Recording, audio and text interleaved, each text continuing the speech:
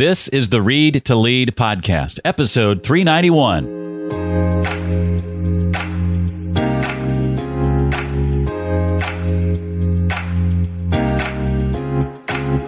There is a machine, a multi-billion-dollar machine at work that is causing you to pick up your phone unconsciously. It's actually not your fault.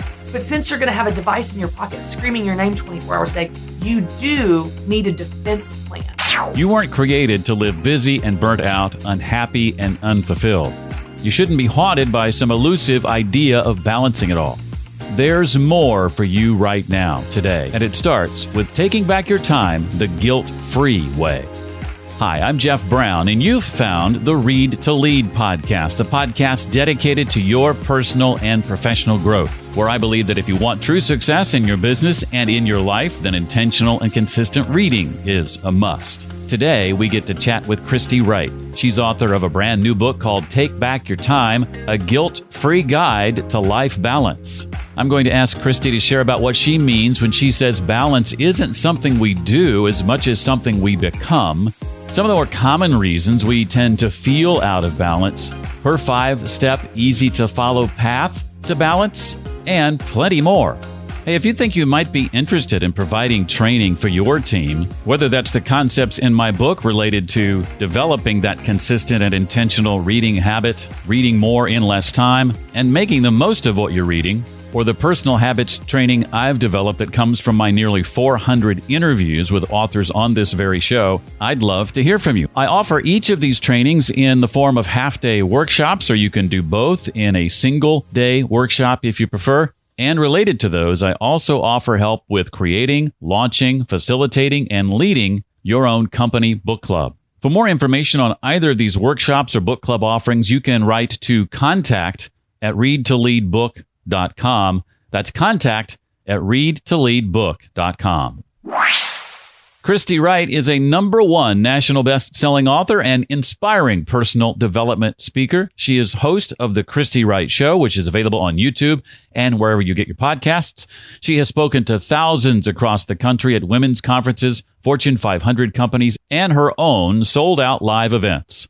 Her first book, Business Boutique, A Woman's Guide for Making Money Doing What She Loves, has sold over 200,000 copies. Christy's new book is called Take Back Your Time, a guilt-free guide to life balance. I'm delighted to have her here. It's her first visit. I've had a lot of her coworkers on the show before, but this is Christy's first time. Chrisy, welcome officially to the Read to Lead podcast. Thank you so much for having me. I'm so excited about this. Well, I want to start off right out of the gate by asking you, what do you mean when you say that balance isn't as much about something that we do as much as it is about something we become? Yes. Well, let me give you the backstory to what got me here, which is really the thesis of the book. I have been asked for over 10 years of doing this work, of being a speaker and author and traveling. The #1 question I've been asked is, how do you balance it all? How do you balance it all? How do you balance everything? And balance is always used as a verb, right? Like, how do you balance it all?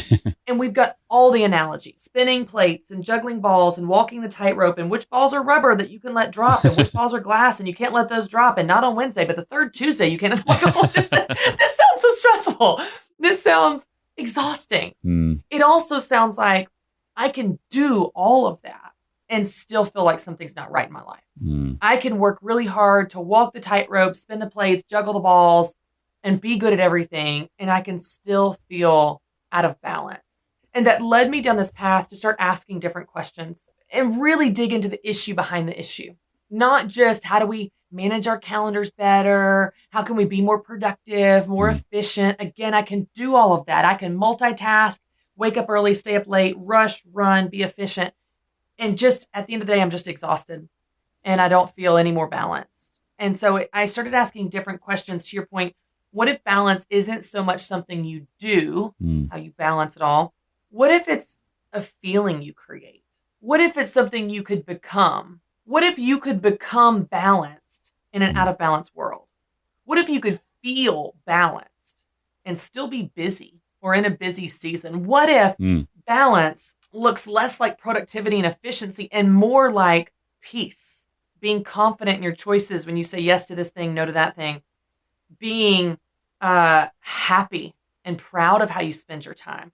I think that is what we're really after when we talk about balance. And so that's what I set out to define and give practical, actionable steps to in my book. I wanted to get to the issue behind the issue, which is why I love the subtitle so much. It's Take Back Your Time, but the guilt-free guide to life balance. That's what I want to help people create in their life.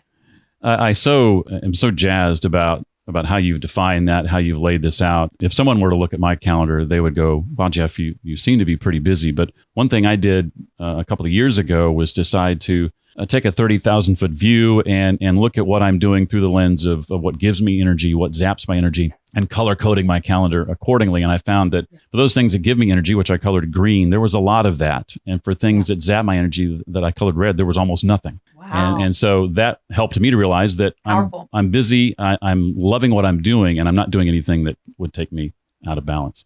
Good for you. What are some of the reasons we tend to feel out of balance? You cover, I think, 4 of these early on in the book. Yeah, well, they really make sense in context of my definition. And so I redefine life balance in this book as life balance is not doing everything for an equal amount of time like we often feel the pressure to. Mm-hmm. It's doing the right things at the right time. And when you do the right things at the right time, you actually feel that balance you've been looking for all along. And there's 4 things that really get in the way of that. 4 root causes that keep us from doing the right things at the right time, as we would talk about. You may relate to some more than others. Your listeners may relate to some more than others. But there's 4 causes. Number 1, doing too many things. And this is the most obvious. People are like, "Oh, yeah, I've heard that before." Yeah. Okay. Let me give you an analogy.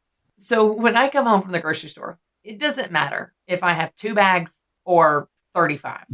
Every single time I open the trunk of my SUV and I look at that load, however massive it may be, and I go, "Oh, yeah, I can carry all this on my trip." And I load up my arms all the way up to my shoulders until my veins are bulging. My wrists are blue. I look like I have got I look like the Hulk or something trying to walk in my house with all these groceries.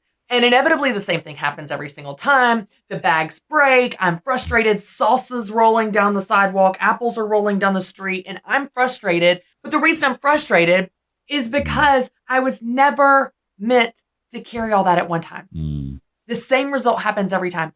Your time is finite.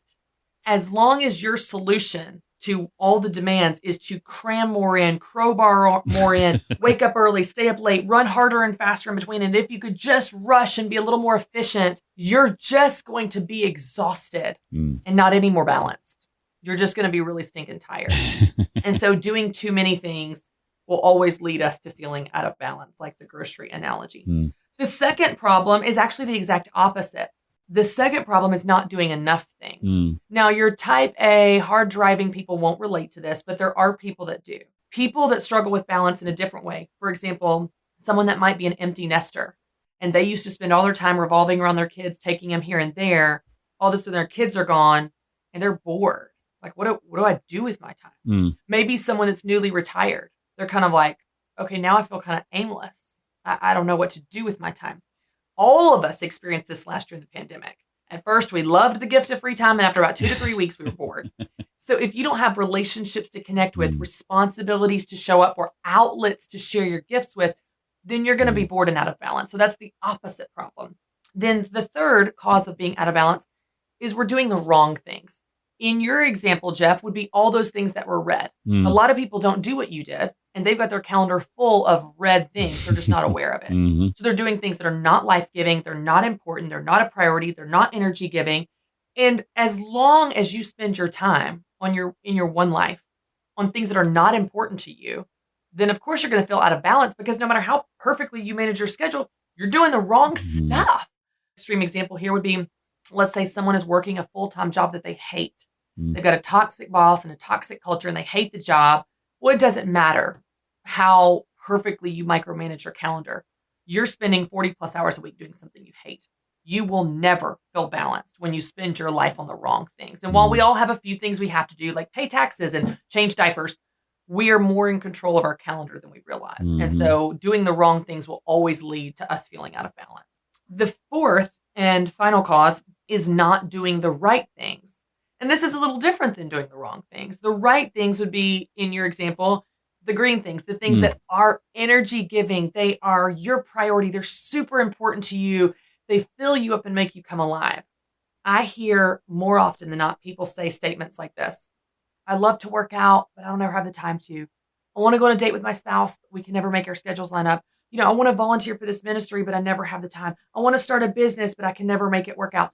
As long as you have things in your life that you care deeply about and you do not spend time on them, you're going to feel stressed and anxious because there's an inconsistency in your life between what you care about deeply and what your life actually reflects, what you actually spend your time on. Because again, life balance comes from doing the right things at the right time. So I want to help people bridge that gap. I want to help them spend their time on things that are right for them in this season. And the great news is you get to decide what's right for you. I just want to help you bridge that gap so that you can feel the balance you've been looking for. If you haven't guessed, I'm a fan of reading. I often get asked, Jeff, how do you have time to read as much as you do? I would like to do that too. And I often first ask, well, what are some of your favorite TV shows? And they rattle off about 3 or 4, and then they go, right. I see what you did there. Yeah. You got to schedule time to do the things that matter. You don't find time. You make it. You don't find time unless you're lying around. I've never been cleaning my house and just found some time. Ever. You have to make it. If it's important, you make it. Yeah. Well, speaking of which, one of the key aspects of all this is the time traps that you identify that we tend to fall into. You even get a little vulnerable with the first one. Yeah. So this list is not exhaustive, but I would say these are examples of things that many people lose time to, which is why I wanted to highlight each of them. And what I'm trying to do here is get to the issue behind the issue. If someone just looks at the surface of their calendar, they're just going to try to move the puzzle pieces around.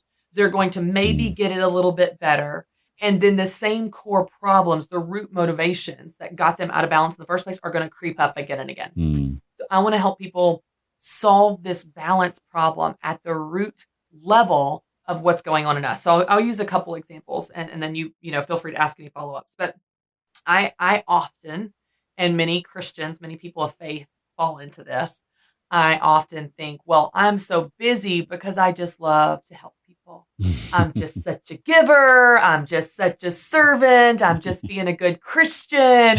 And I just can't help it. Just love to help others. Now, I'm acting sarcastic. There's a part of that is true. Of course, I do love to help others. That's not all of it.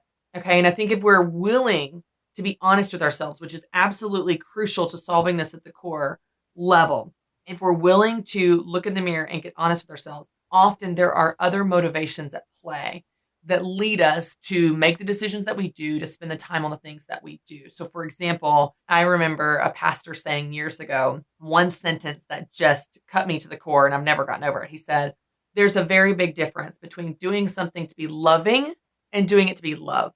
And if I'm honest, a lot of my effort and striving is to earn love. I want people to think I'm impressive. I want people to think I'm a good mom. I want people to think I'm a good person. I care deeply about what other people think, even as an Enneagram 8, which is so embarrassing to admit. I do care. I might care a little less than the average person, but I do care about what other people think. And so it's taken some hard work, but also heart work to figure out what's going on in me that leads me to say yes to all these other things. Because as long as we just continue to live in the narrative that we are so busy and exhausted because we're such good people, we're going to stay busy and exhausted forever, which is not healthy. It's not wise. And if you're a person of faith, it's not the life that God calls you to. He does not say, go, please be a doormat. And so I think it's critical that we're honest with ourselves, that we have some honest reflection on how we got ourselves to this place in the first place. Let me use another example, a parenting example.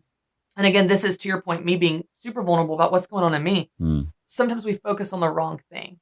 I remember as an extreme example, a couple years ago for Christmas, like all moms, I wanted a picture of my kids in their matching Christmas pajamas in front of the Christmas tree for a great family photo, showing what a fun night we're having, right? So I forced everyone to get in front of the tree. And after about 497 photo attempts, we have no good photos. And at the end of this, everyone is sweating. Everyone is crying. Everyone is screaming. Ornaments are breaking. The brother hit the other brother. It is the exact opposite of a fun night. So in an effort to capture a photo of what a fun night we're having, I created an environment that was the exact opposite of fun because I wasn't focused on having fun. I was focused on taking a picture of fun that I could post. And since that moment and that aha moment for me, of course, I still want pictures of my kids. And of course, I still desire that. Sure. But I just set a new rule for myself, a rule that is going to help me be the person I want to be and live the life I want to lead. And that rule is this. It's the rule of 3. I take 3 photos. If we don't get it in 3, we're done.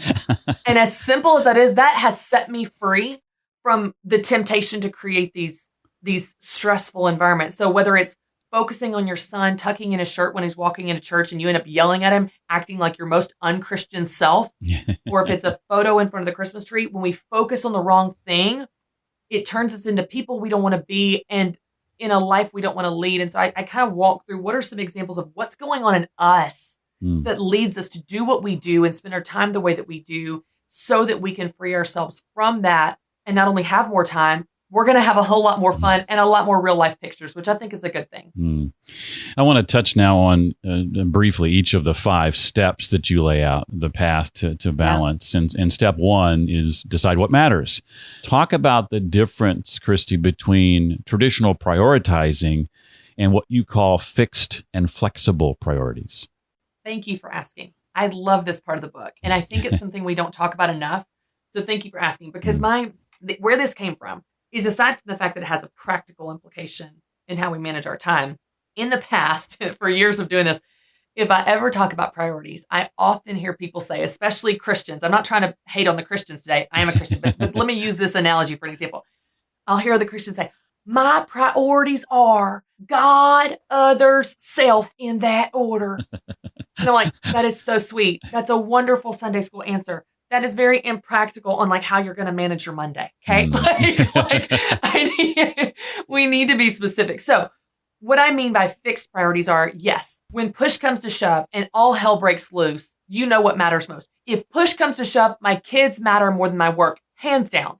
I would walk out of this building and never walk back if my son was in the ER. I mean, in these extreme examples, yes, you need to know what matters most. Most of us don't live in these extreme examples most of the time. We're just living in a normal week.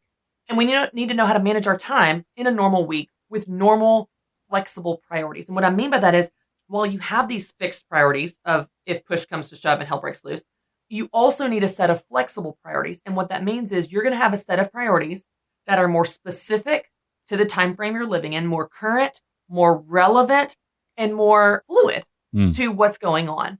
So I might have some priorities in this. The 3 time frames I give you in the book are season, week, and day.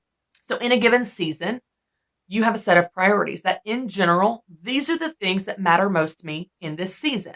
Seasons is a big theme in the book, and we can come back to that if you want to, because I don't think we talk about this enough, because your season will affect your priorities. For example, I'm in a season of launching a book.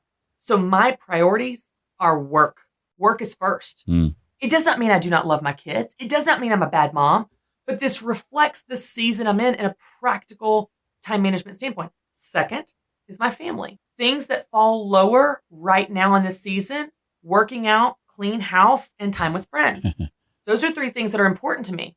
I spent time on those things this summer when I wasn't launching a book.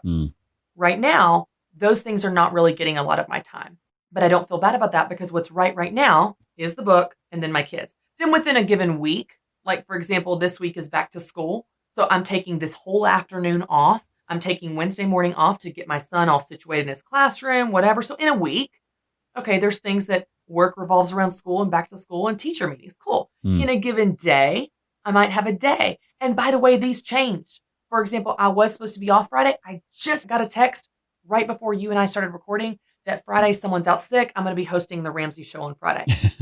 Your priorities need to be flexible. Yeah. They need to reflect what is most important to you in a specific, current, and relevant way per season, within that season, per week, within that week, each day, and be willing to change them as the situation calls for it. But I think if we don't know that things are flexible, then we hold our feet to the fire and feel guilty for, oh my gosh, my children don't come first. No, my children do not come first. every single day, all day. I wouldn't have an income or a job or be able to do my work. Right. So we need to be more specific and tactical with our priorities. I think that is so freeing to hear. I think a lot of people are hearing that for the first time. So I'm so glad you unpacked that to the extent that you did.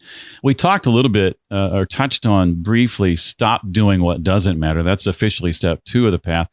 What are some of the more common distractions, though, Chrisy, that we're up against? Things that most of us say aren't important, but we lose time to anyway. Yes. Well, the way that I define a distraction in terms of your calendar or your schedule is anything that is not important to you. If something is not important to you, with few exceptions, it should not get very much of your time. So if you identify, hey, I'm working a full-time job that I hate, I walk you through how to start to make changes. You can't walk out tomorrow. I get that. I don't want you to, but you start to make changes.